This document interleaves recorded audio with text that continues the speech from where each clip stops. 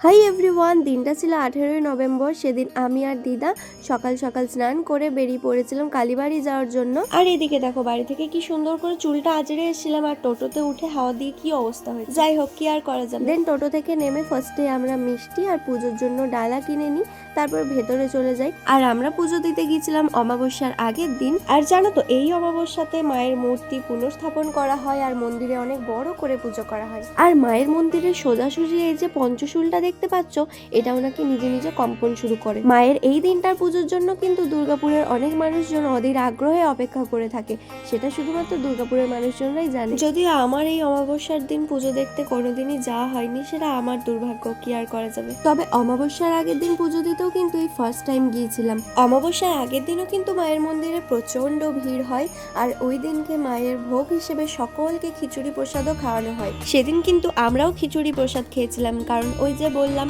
অমাবস্যার আগের দিন পুজো দিতে এই প্রথমবার গিয়েছিলাম, তাই এইভাবে মায়ের ভোগ খাওয়ার সুযোগ কোনোদিন হয়ে ওঠেনি। তাই সেদিন যখন সুযোগটা পেয়েছিলাম, তো আমি আর আমার দিদা কেউই হাতছাড়া করতে চাইনি। তাই প্রথমে মায়ের কাছে পুজো দেওয়া একটুখানি মিষ্টি প্রসাদ খেয়ে আমরাও বসে পড়েছিলাম খিচুড়ি ভোগ খেতে। তারপরে মায়ের কাছে পুজো দিয়ে ভোগ প্রসাদ খেয়ে আমরা মন্দির থেকে বেরিয়ে পড়েছিলাম। দেন আমরা চলে যাই এই দোকানে, মানে দিদার কিছু কেনাকাটা করার ছিল, তো এখান থেকে ব্লাউজ নিয়ে দেন চলে আসি নাইটি কিনতে। তো ব্লাউজ নাইটি এসব কেনার পর আমরা চলে যাই এই ফার্নিচারের দোকানে। এখান থেকে আমাদের নেওয়া ছিল একটা ফোল্ডিং বেড, তো এই যে দেখতে পাচ্ছ এই বেডটাই আমরা নিয়েছিলাম। তো গাইজ, আজকের ভিডিওটা এই পর্যন্ত। আরো এরকম মিনি ব্লগের জন্য আমার পাশে থেকো, আর তোমরা যারা যারা মা কালীর ভক্ত তারা অবশ্যই কমেন্টে লিখে যেও জয় মা তারা।